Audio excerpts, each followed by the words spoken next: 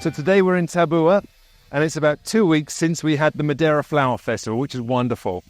And it's also 6 weeks since we moved into this site. This is the Flowers Villa. And during that period, in the last weeks, we've managed to get in here, put the retaining wall in. Behind the retaining wall, we've also now put the pool in as well, and we can actually start to see where that's going to give a beautiful infinity effect looking out to sea. So, in about another 4 weeks from today, we should have the top of this completely concreted in, meaning we're going to have the whole structure of the property up. So 4 weeks from today, we can come back and have a look at that. But on a site like this, where we're really around nature, it's at a very early stage, which is going to be quite soon, that we start doing some of the stonework. Because what we want to do here is to really get this property and move it into the local surroundings. So we're going to have a look at some of the stonework that we're going to bring into this property, and we're going to have that on the road. So when we look at this, it really feels part of the local architecture. So I'm just standing on the land, just outside where one of the property walls is going to be, which starts right here. And this is going to be over 2 levels. Now we can see on the 3D of this property, what we've done is the top part of the property is going to be in plaster, and the bottom part is going to be in stonework. And that's really, really nice. And there's 2 types of stonework we do, and we're going to see some examples of those. So we're actually here on Villa Holland, and we've just stopped just to have a look at the stonework. And this particular stonework is the stonework we do in the garden, so this doesn't join onto the house.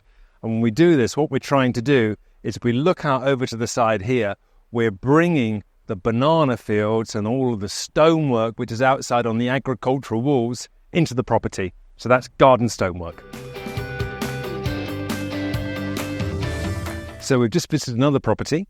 This one is Villa Cassis, and here what we can see is that we are using the same stonework that we have out on the rustic walls that we find in the banana fields, but we're using it next to the property. And when it's next to the property, what we do is we render it in, and therefore it becomes a part of the property.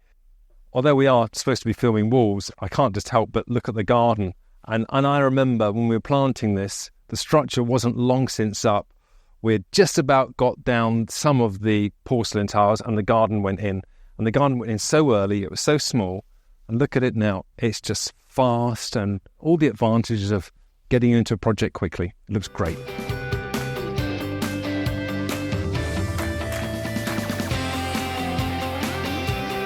One of the most common questions I get asked is, how much is this going to cost?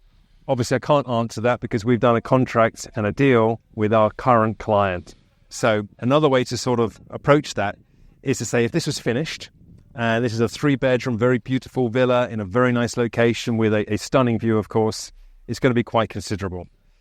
So the best way to really direct that is it's probably going to cost at least 20% or maybe more than the finished property. The other advantage is, because we're working with the client's money, we're working in stages. And they get to buy at today's price, not in the price in a year and a half's time or a year's time. So if you want to save 20% and you're looking for something quite special and you've got houses to sell and money to release, now's the time to say, hello, Robert, I'm interested.